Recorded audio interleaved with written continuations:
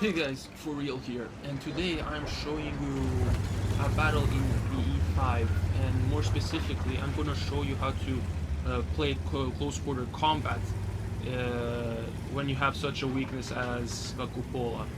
Now, a quick history of the vehicle. The E5 in World of Tanks, at least, used to be amazing due to the fact that the cupola wasn't a weakness at all, and it actually used to be based just like the E3 is with a cupola. It was almost impenetrable except for tanks like the Yak Panzer, with the 420 millimeters of penetration. And what more about this vehicle? It has great rate of fire. I have like a 4 skill crew and all the equipment, but nothing purple, so it ends up at having the 6.9 second reload. Now, what I want to show you in this video specifically, which is only 5 minutes long, is how to play really close quarter and aggressive combat with the E5 when you have such a big weakness at the top, which many heavies can exploit. Now, you may argue here that it's tier 8s, but rest assured it has nothing to do with it, because I'm going to play against mostly tier 10s and 9s.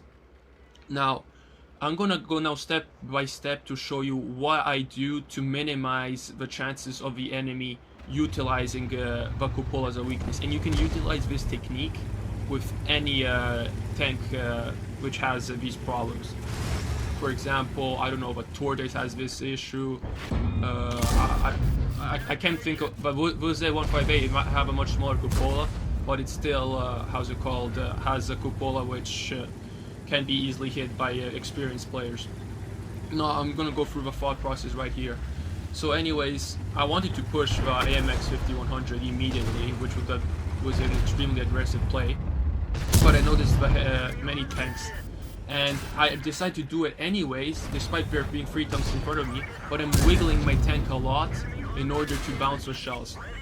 Now here's the first misplay of this replay. I calculated that the AMX had only 1 shot remaining, and instead he had to take 600 damage from it, which is unfortunate. Now this is another crucial play here. I'm focusing the FV. Now I could hit the M103 by exposing myself less, but the FV is the priority target because wherever he hits me, he's going to do 800 damage. Now this is the second important thing. I have the higher ground, which means that with 340 heat pen, I can pen the 705 however I want, which is great stuff. And that's what I'm doing. Whenever he pushes me, like just now, I'm going to go forward with my tank so he doesn't have my lower plate, and I'm going to stick myself into him so I can pen him because I have he's over-angling for me, you understand what I mean? Now this is another crucial play. I'm focusing the M103. Why the M103? Because he's clearly the better player.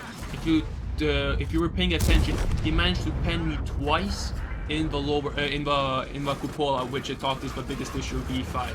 So focusing in was a priority target because, as you can clearly see, the 705 does not have as much experience when it comes to close quarter combat.